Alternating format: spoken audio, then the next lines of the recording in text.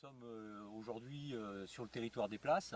Donc le territoire des Places est un site qui est propriété de la Fédération départementale des chasseurs et de la Fondation nationale des habitats de la faune sauvage.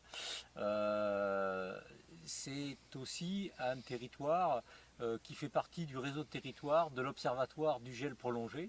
L'Observatoire du gel prolongé est composé de 12 territoires répartis dans une dizaine de départements. Ces territoires sont nécessairement non chassés à la bécasse pour pouvoir établir des suivis fiables, bien entendu.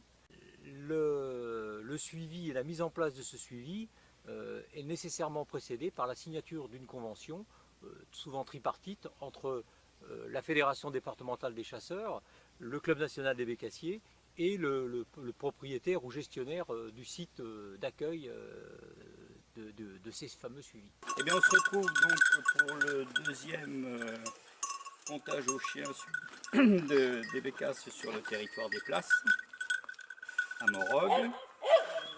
Le premier que l'on avait fait donc le 5 novembre, si je me souviens bien, on avait compté 9 oiseaux, ce qui est pas mal pour un début de saison.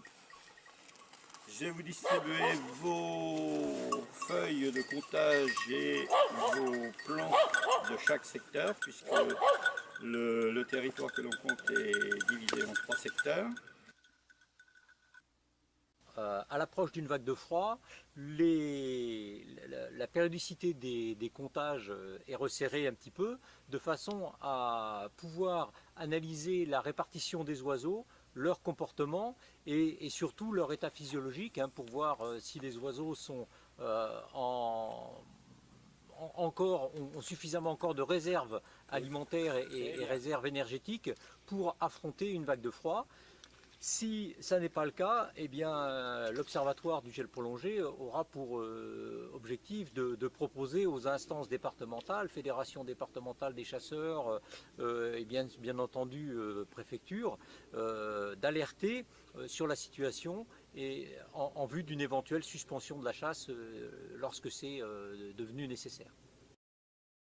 Donc les résultats, les résultats de nos comptages, de nos observations sont donc consignés chaque mois en répartissant les observations zone refuge et zone hors refuge, ce qui nous permet donc